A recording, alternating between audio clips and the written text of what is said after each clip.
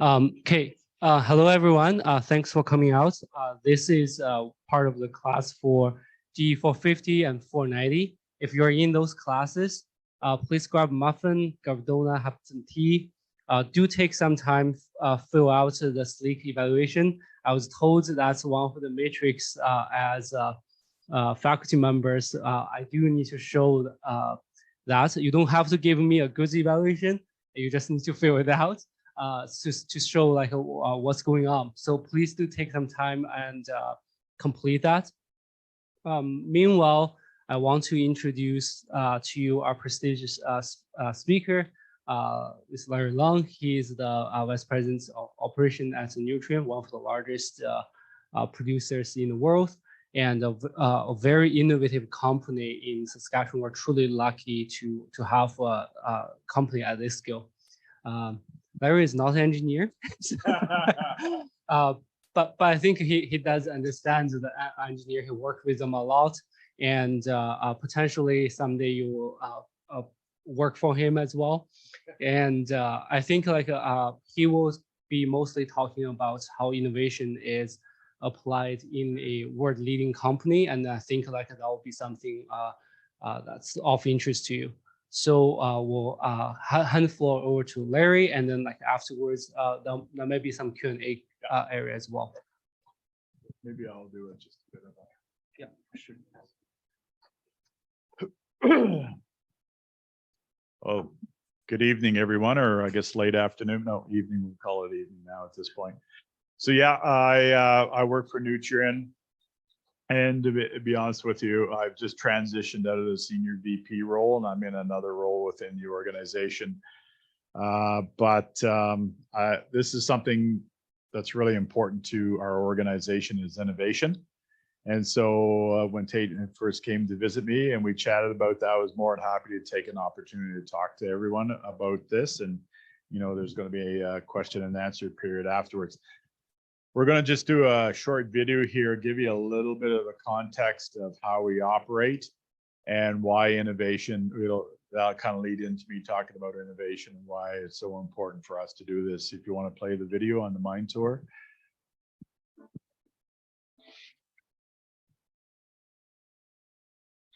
A Nutrien potash facility is more than a mine. It is an integrated operation with office buildings, storage buildings, milling facilities, a tailings management area, and tall head frames that house the surface and production shaft.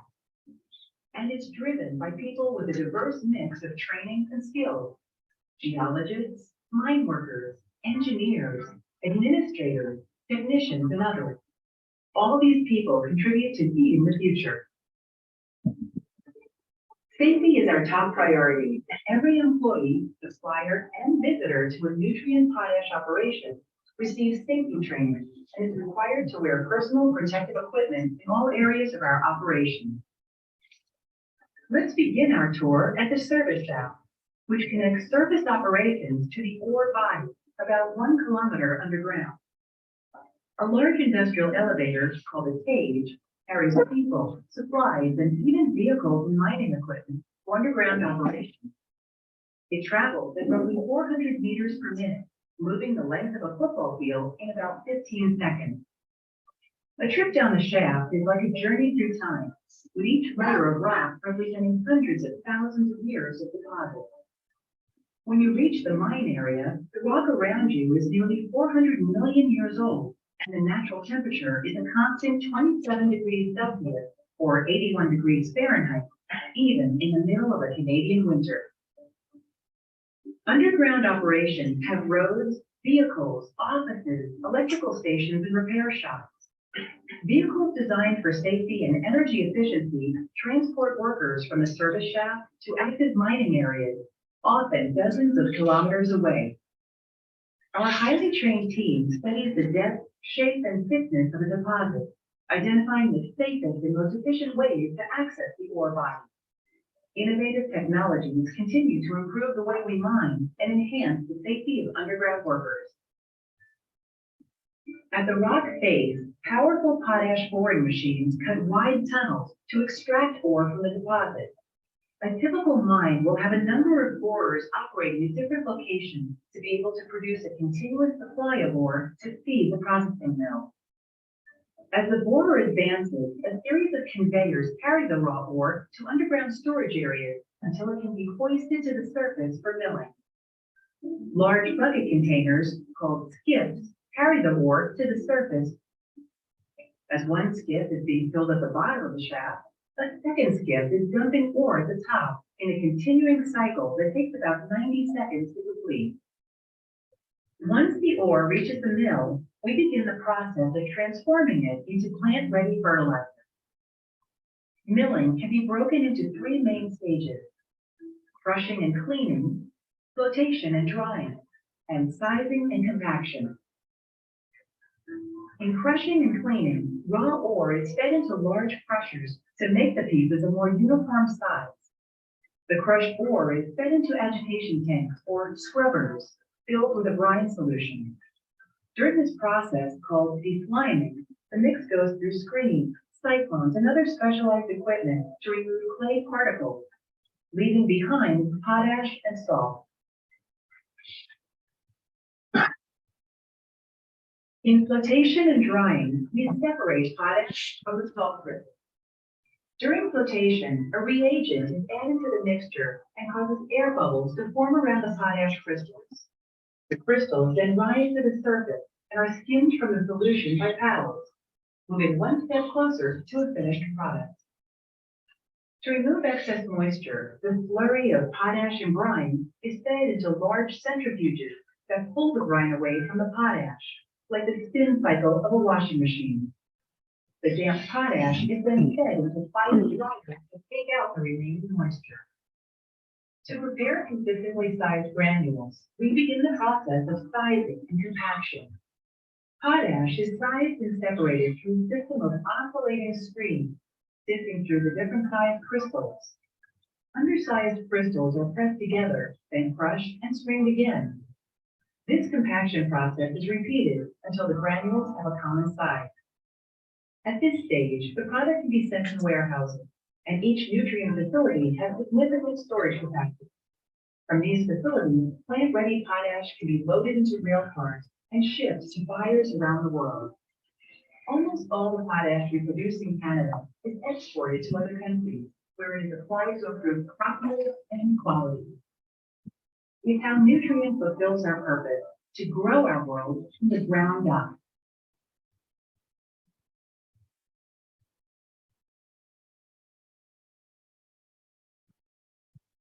Okay, so that's our business. That's what we do. We also have two divisions, nitrogen and phosphate, that make the other two components of fertilizer. So when you look on your bag, it's NPK, nitrogen, phosphate, and potash is the third number.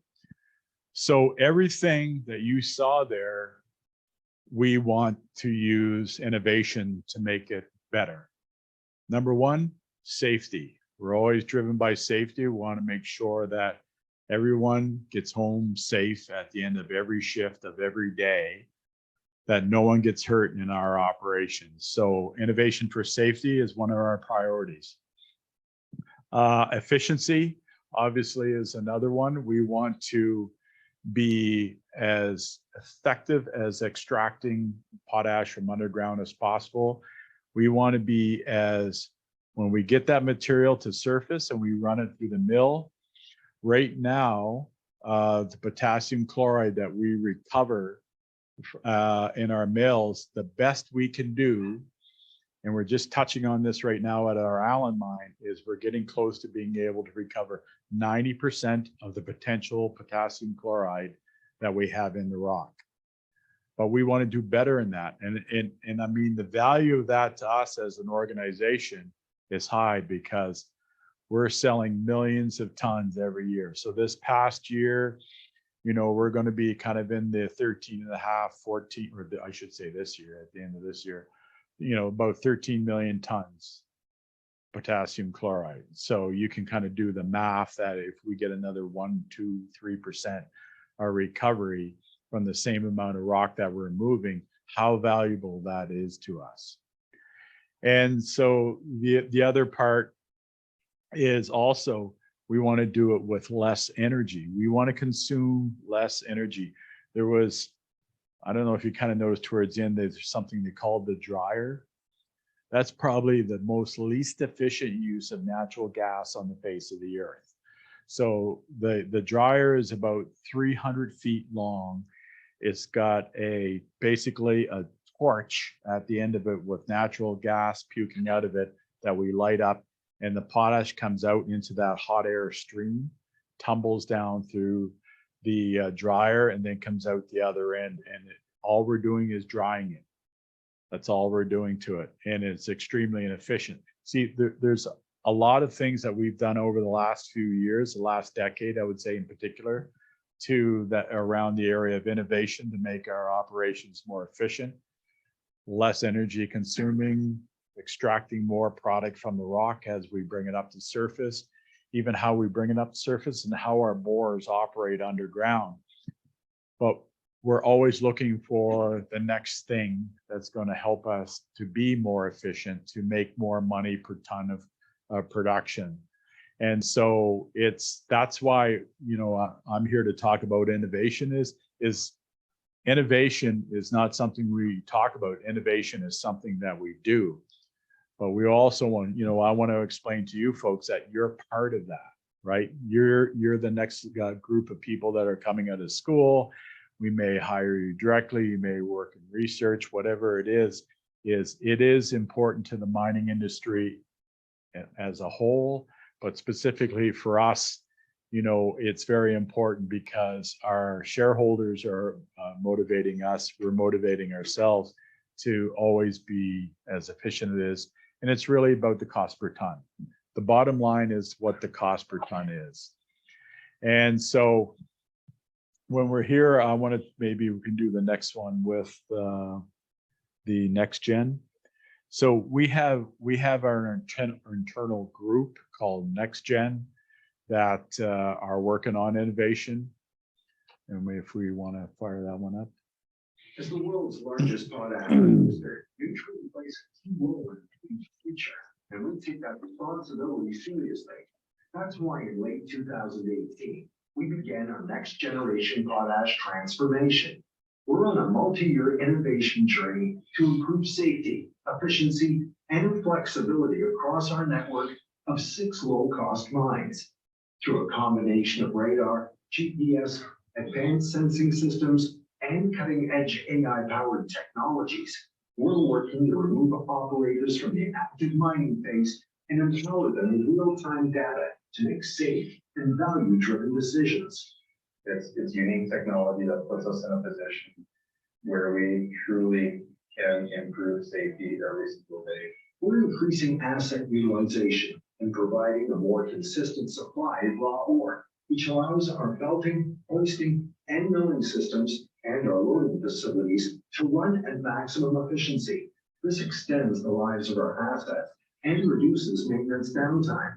So far, we've deployed advanced automation and teleremote technologies at 3 of our mine sites. And in 2021 alone, they were used to mine about 4 million tons of ore. We're well on track to exceed those levels in 2022, and we'll continue to deploy these technologies across our sites while simultaneously ramping up additional production across our network.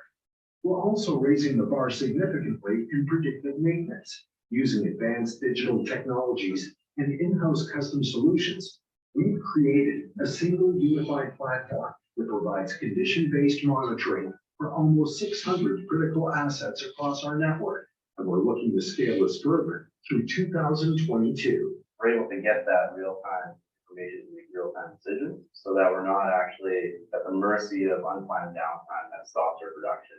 Our ability to deploy these next generation technologies as we work to ramp up production significantly is a testament to the 60+ years of experience we have mining potash. It demonstrates our proven ability to safely and consistently produce the volumes the world needs. while continually innovating as part of our ongoing commitment to feeding the future. Next generation polish is about building on our strength, maintaining and enhance Movement's position as the global leader in safe, low-cost product production. In the process, it is making us stronger, smarter, and more collaborative. Automation and digital technology is helping us to ramp up production across our network of punch sites. We're committed to and excited about the rest of the journey.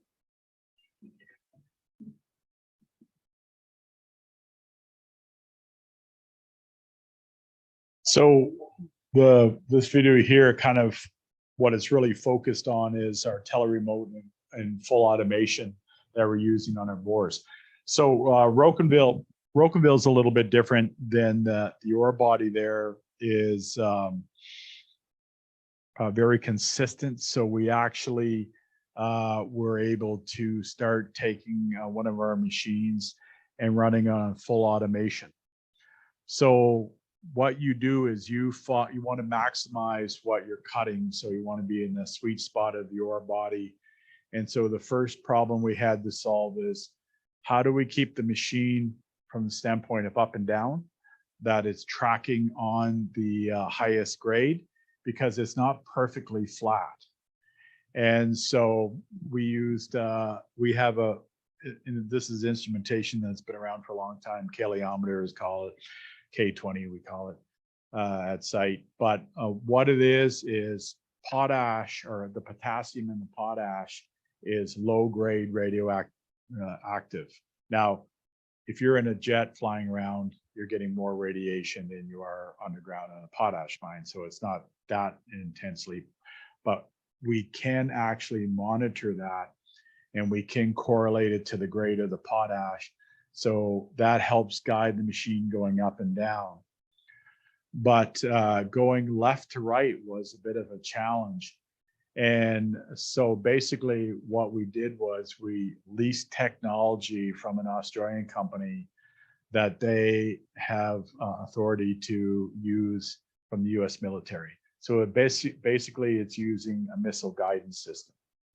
And so that actually, it keeps us tracking left to right. So at the beginning of a shift, the machine knows where the point is in space, and then it will start cutting, and it'll always refer back. It's the same, honestly, it is the same technology they use in guided missiles, except our missile is moving a lot slower. But it's unbelievable what a difference it's made. So we actually, it's kind of, I'll say, it's kind of creepy when you go in there because there's no people around. And normally when you go into an active mining phase, there's always some people around, but you can go into that machine and it's just cutting away, and there's not a human being involved with it at all. There may be some maintenance people that are doing some work around the area, but they're not actually interacting with the machine. It's cutting on its own. So at that particular mine, because of the ore body, you know, we've actually been able to bring in full automation fairly quickly over about a 3 to 4 year period. The other sites, the ore bodies are more complex. So we've gone to a teleremote solution. And I think you saw a few panels with a few joysticks there that were that in the next gen photo or video. And so what we've done there is we've actually put a lot of instrumentation on the machines.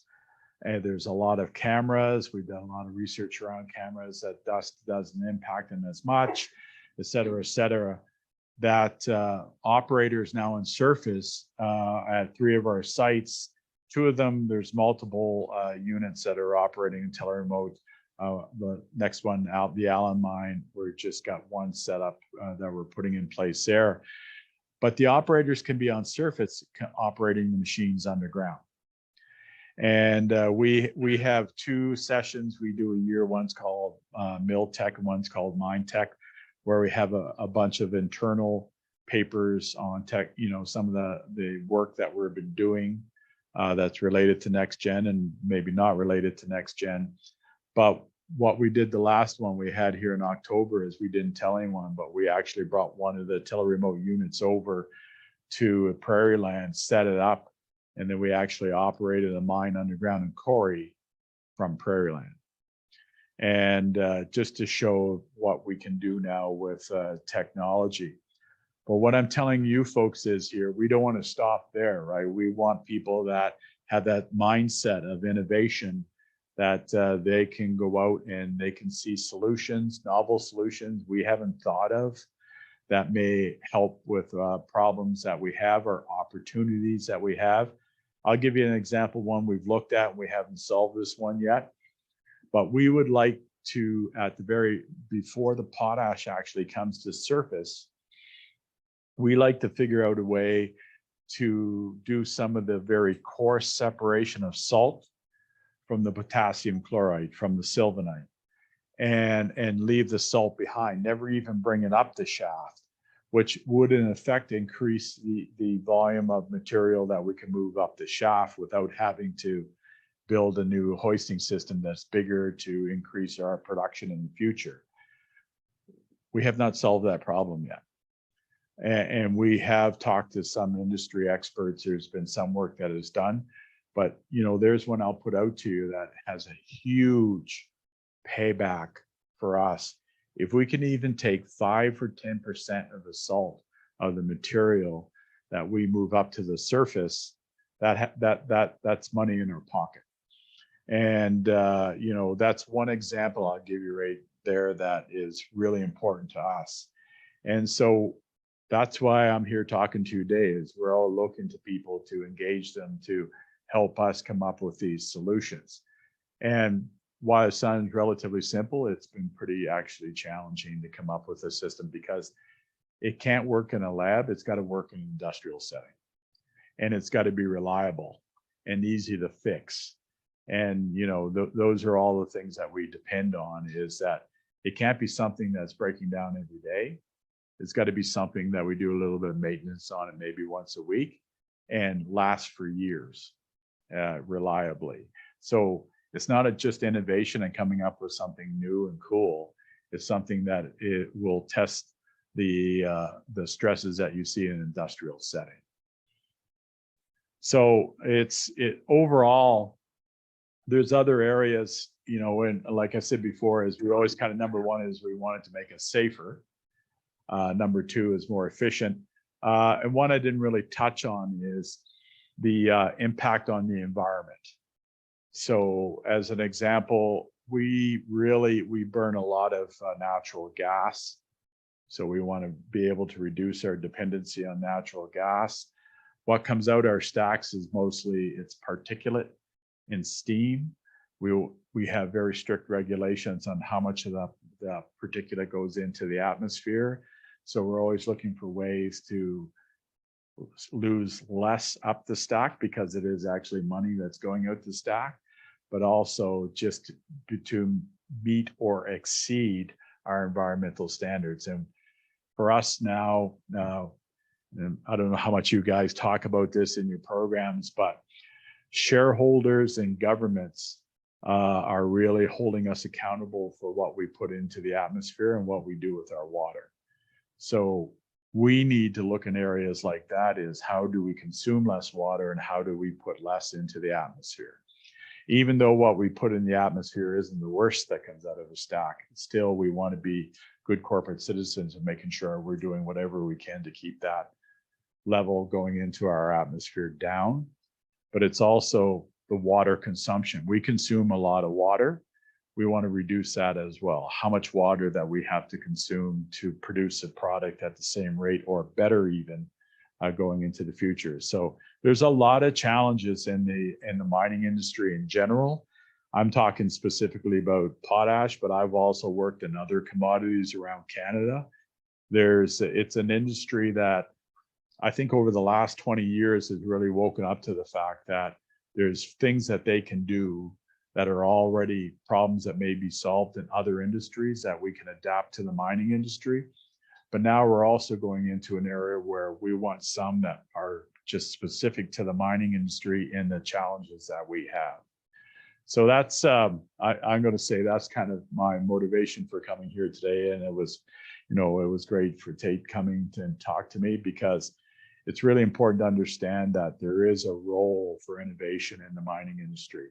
And sometimes I think people kind of think it's a pick and shovel, and but it's really moved a lot over the last 20 years.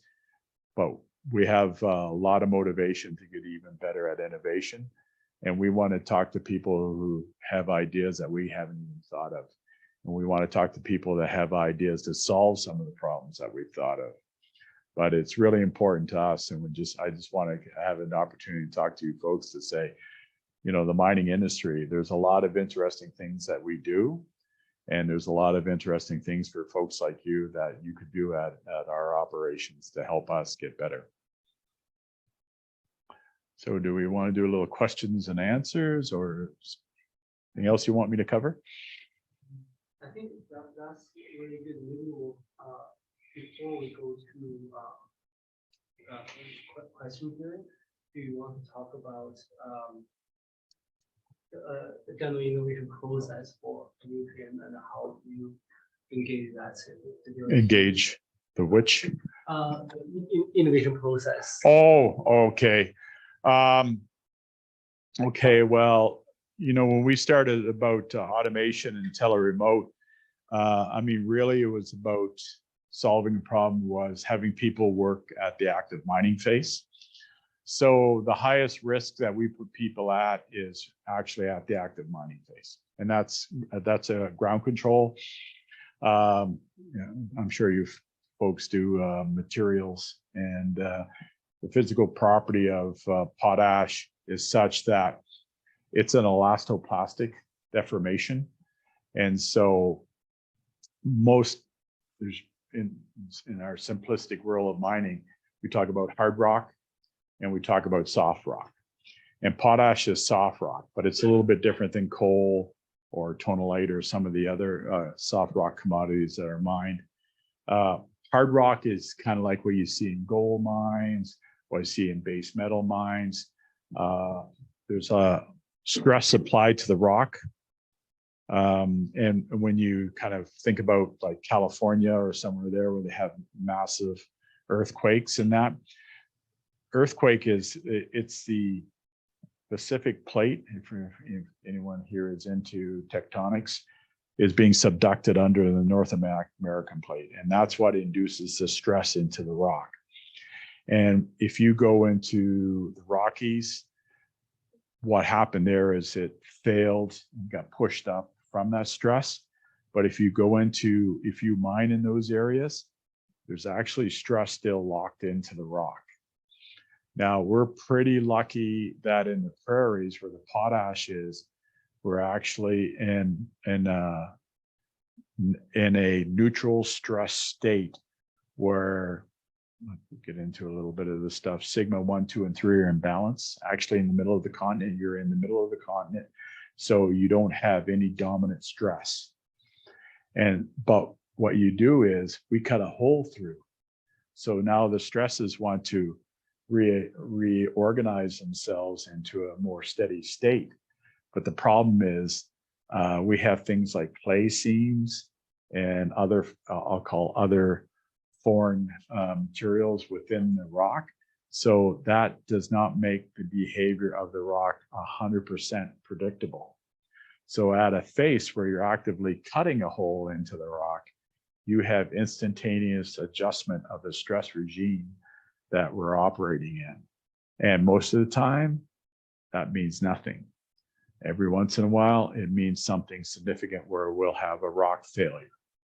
And often it's more associated with clay seams within the rock. We don't know they're there. We're doing a lot of work now to actually detect those clay seams in real time with ground penetrating radar. But the bottom line is the people that are working in that area are actually at risk because of that. Now, the risk is very low, but it's not zero. And so, you know, the things that we're looking at is how do we completely eliminate people from working at the face? So I already told you Rocanville is pretty, you know, getting closer to that, but it's not entirely there. And our other sites are at teleremote, so you still have people in that area. And how do you predict that? How do you monitor it? How do you get that information to people as quickly as possible? These are all challenges that we still face. We're getting better at it, but there's still a lot of opportunity for improvement when it comes to ground control. But just in general, monitoring our equipment, extracting as much information as possible from it, know the health of our equipment, and knowing every step along the way from when we cut the rock at the face till the rock is turned into potash and put on a train and sent away.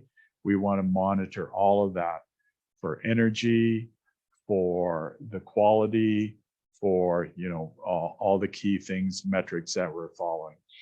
And the other part is just overall maintenance, more intel that we have in our maintenance. A lot of the equipment that we're buying now has more technology built into it. We've had to really adapt to that.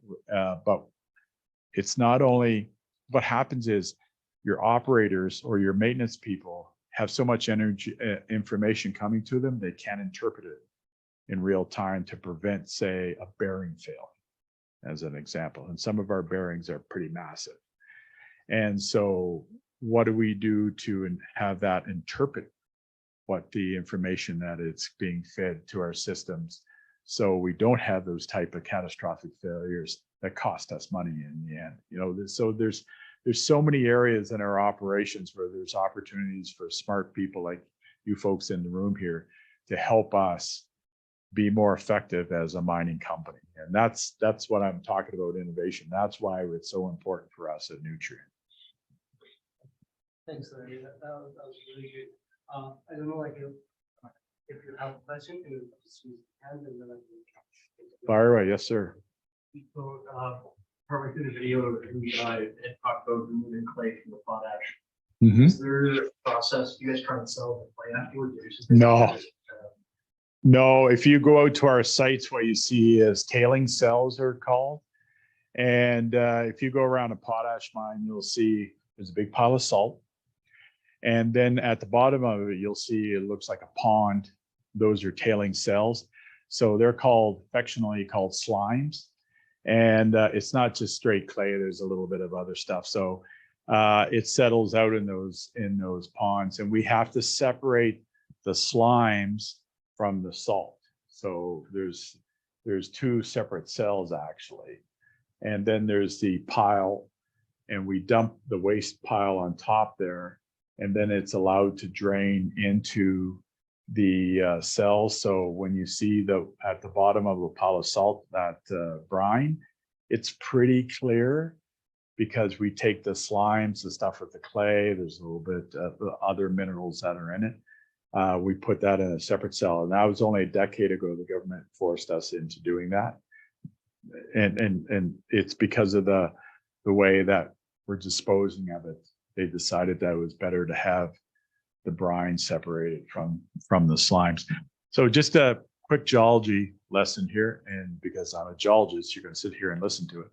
That the everything you see in Canada from Alaska to the Gulf of Mexico, there was an inland sea that went across there. So it's not only potash, but your coal industry, your oil and gas industry are all related to the different phases of that inland sea. And that's why there's kind of a wealth of materials that are in there that we've been extracted, the human race has here now for sort of the last 50 years. It's actually all related to that sea basin that existed about 400 million years ago. Just different phases. I won't go into the gory details of that. Yes? Give me a number one cause of downtime at your mines. Wow. The number one is probably underground, and it's probably drives on our belt lines, both behind the machine and on the mainline belt. So we have a temporary belt that we put behind our mining equipment, and it dumps onto mainline belts that are long-term structures, because there's quite a few of them, and they're used sort of 22 hours of the day, probably on the whole. So they have a heavy duty cycle, and they're getting better with each new design, but they're still under a lot of load. You know, we've had issues with companies that have designed them, and they have a tendency to underestimate the duty that they're under at our sites. And so we have had a history where we get equipment that they said would be appropriate for our usage, but actually fail fairly quickly under load, because there's a lot of dust in the air. It's pretty hard to manage the dust part, yeah, which is salt. So thank God the prairies are dry though. So in the east coast of Canada, there's potash mines there too. That's where I'm actually originally from, New Brunswick, and that's my first potash mines are in the east coast. You can hear steel rust, like it's because of the high humidity in the air. So the prairies are nice and toasty dry, so not quite the same problem. Yes. What was about the efficiency of the, example, say, for you? So, just break the time right. You're using steam to dry the potash. Yeah, that's right. That we're not using steam. No, we're just cooking it. We're just we're heating the vapor off, the water off, the liquid off the potash as it go through. So it's a 300. It's the same design as your dryer. You dry your clothes. It's a tumbling tunnel, except at 300 feet long, and at one end is a big ass flamethrower that is just with natural gas, just throwing a flame in there. That feed comes through there, and the air is very hot, and it's just drying off the liquid. And do you use the flue gas that exists from the chambers, or no? It's just it's flue gas. Yeah, correct. No, not using fluid gas. No.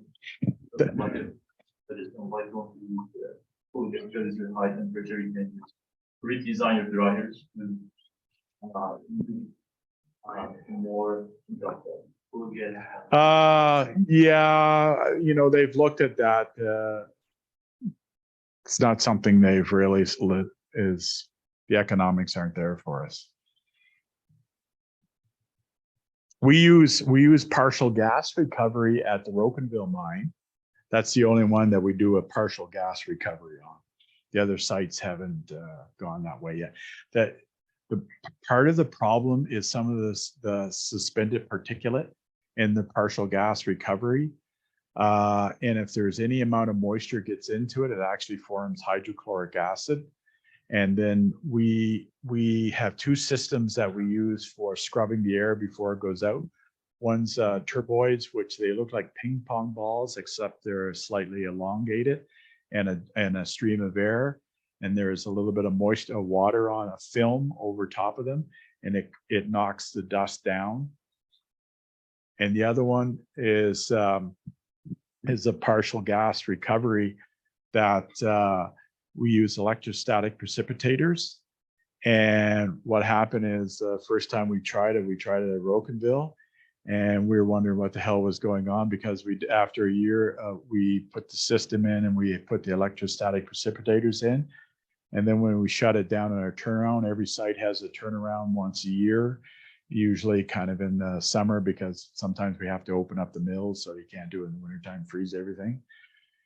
We ended up doing $2 million of refurb work on a 1-year-old electrostatic system. And once we did the investigation, we discovered that's what happened was from that partial gas recovery, because that, and you're right, we thought that was going to be a huge saver for us, but we haven't got a design yet. Like it's harder than we expected to get a design to capture that gas you're talking about. So your point is valid.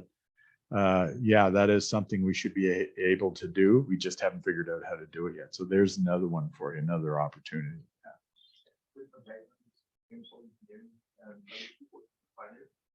we had a boiler and the, we put those like a chamber and then Yeah. put it. Yeah. Managers, so yeah, you can use the full gas and they fill like a first time of the boiler and the efficiency was 30%. Yeah. Yeah. Well, for us, that was what our only time we've done that is we haven't figured it out yet because it, was kind of catastrophic failure eating up that electrostatic precipitator. Like I said, it was after a year, we ended up doing over $2 million of work on it to fix it up. So we kind of got burned on that. And it was a new design and had been used in our sort of environment. No one even thought of, we managed to create hydrochloric acid, just very fine droplets of it, but it just chewed up. The electrostatic precipitator just ate it up. Yes. I think I went to the dryer. We have a fluid bed dryer. Yeah, you're correct. Yeah, and we have one at Allen as well. So, I mean, is the fluid bed dryer more efficient? Which manual gas, stuff like that. Yeah, it works pretty good in that the system I'm talking about at Rocanville 2, it is a fluid bed dryer. Just the only difference is they're capturing the gases and they circulate it back around to retain some of the heat. It was just that it totally caught us off guard that, like how the hell did we get hydrochloric acid? And then of course we get the right people and they looked at it and said, this is how you got hydrochloric acid droplets in your system. So yeah, the fluid bed, it works very well. It's always kind of the design of the openings and the little hoods they have over it to keep it moving forward. And we have bag houses with them because they do generate a lot of dust. Once again, Rocanville is the only one that's slightly different.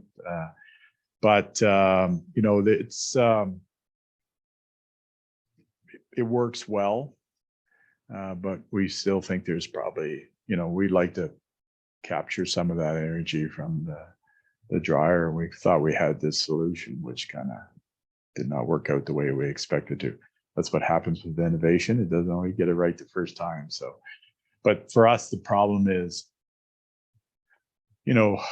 I'll be quite frank with you, with the what's happened in Russia and Ukraine. Between Russia, Ukraine, and Canada, we are by far the 3 biggest producers of potash in the world. And so Belarus in 2021 got sanctioned heavily by the Europeans. And so they basically can't get their potash out of the country unless they go and send it through Russia. Russia, of course, is looking after themselves. And Russia, while it did not get sanctioned when the war kicked in, there's a lot of countries that will not do business with them anymore. So they're all coming to Canada for us to kind of fill that gap. But realistically, we can't fill that gap. And so some of the things that we work on, as long as it's not disrupting our production last year and this year, we work on it. If it becomes a major disruption, a major shutdown of one of our bigger plants, we're delaying that. Just because of the fact of what's going on with the Ukraine and Russia. Yeah. That's a geopolitical stuff you don't think about when you go through university, but it does have an impact on your business. Yeah. Yes. Sorry, so the salt solution can't involve water. You're saying because we don't want water in the Underground, we don't want it. I guess it would have to be manageable, right? Because you're in a relatively tight area. So the feed coming in from the miners, basically how the system is, you cut the rock, it goes onto a temporary belt behind the machine, then it's dumped onto a mainline belt, which are suspended. So we call them permanent, even though they're not really permanent.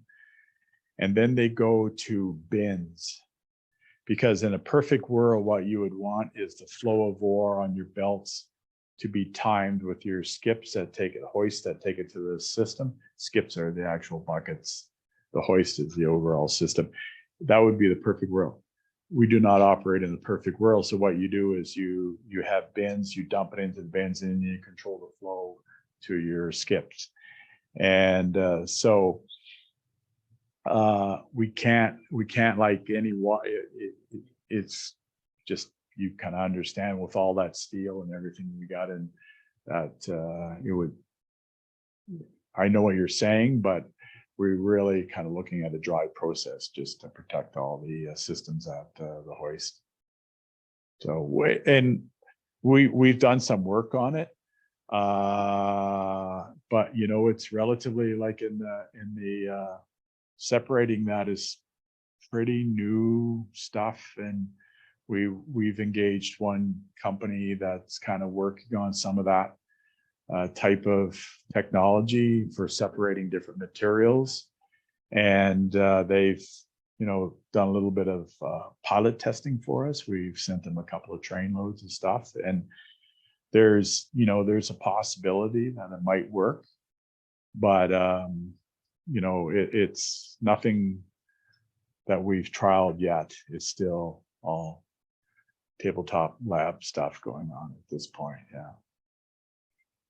A lot of opportunity there. That's one of those things, if you build a better mousetrap, will come running. So Maybe one last question, if we can, from this side of the room.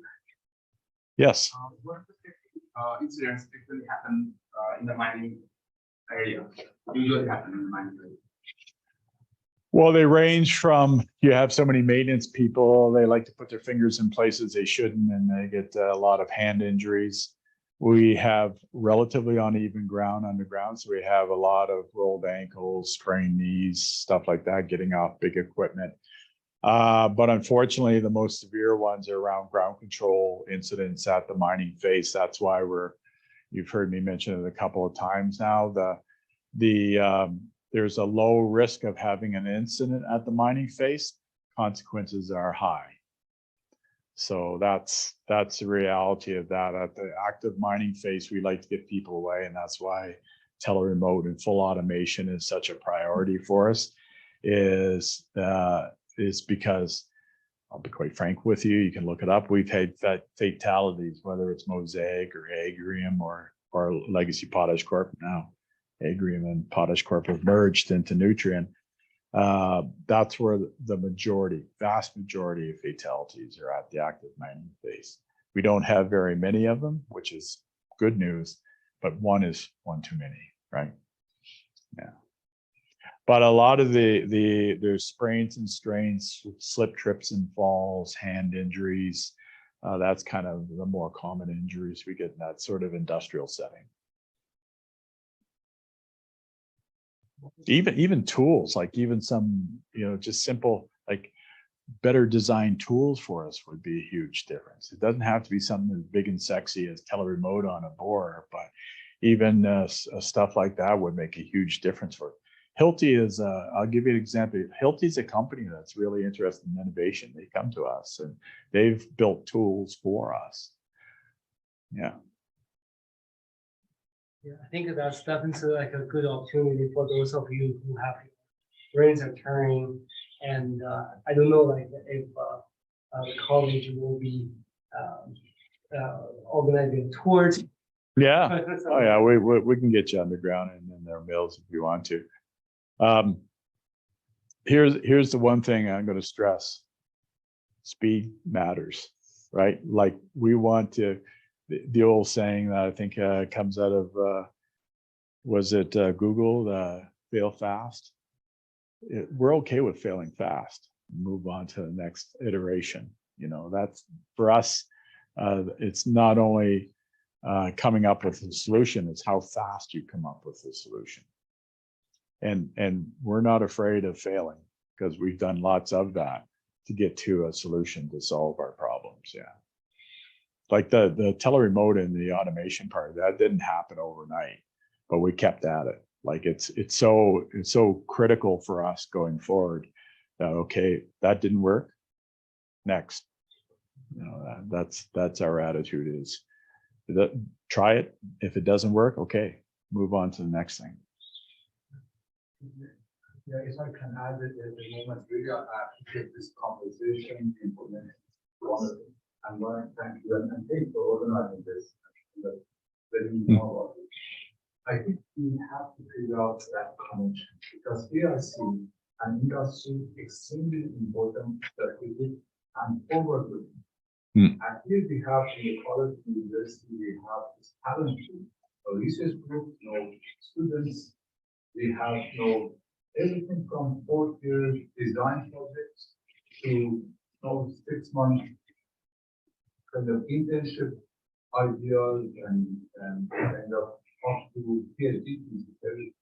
Now we have to somehow make this connection. Really, for me as a faculty member, as associate team, learning about these issues that industry is interested in was immensely valuable. Now, if we can have coffee and conversation and go deeper into each one of these topics, I'm sure that they will be different levels of thought. We just have to think how we can make this connection between the progressive industry and the talent industry. So at some stage, I think 3 of us will get together to see where we can make that connection so that we can respond to the needs and goals of the industry. And that is why we are here. As college of engineering, really, we are relevant when we can solve problems, when we can help industry, when we can help the community. And that's why I'm here. Yeah, I mean, this is why I'm here is because and I'm going to take credit coming in and we're having a chat is that we want that from you. Absolutely. And we need that. Yeah. So it's just making that connection. We have to work on that, how to streamline. Yes. Yeah. And thank you for saying that because that's a critical part for us because time is money. And we have problems that we want solved. We just want them solved quickly. We have a number of tools and avenues of this problems that can wait, and we can do a long-term project on them, projects that could respond. So we should follow up. Sounds good. Thank you. Yeah, perfect. Thank you. Okay. Oh, you're Yeah. welcome. Yeah.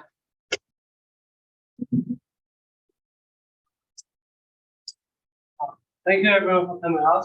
Thank you Larry for the great presentation, and I hope that inspired some of you to learn about the mining industry and it's beyond the shovels and being. It's truly a innovative industry. Probably all these people can make a contribution. If you are new, thank you for joining us today. This is a part of the Tech Innovation Certificate. I know a lot of our courses are offered to students. Any of you, if you're interested in innovation, this one is called GE450. It's Tech Innovation Management. So we do this over the fall semester. In winter, I do another course called GE431. It's about technology venture, but it's really about actually going on hands-on and learning about how to come up with design requirements and then the commercialization potential. Both courses are complementary, so that you can actually count as part of the degree. It's not additional work to you. All I'm doing here is to give you whoever is interested and a chance to connect with industries and then actually think about how to unleash your creativity. So if you're interested, feel free to email me or we'll hope to see some of you in your courses and then start your innovative journey as well. And thank you for coming out. Students in GE450, we'll take 10 minutes break.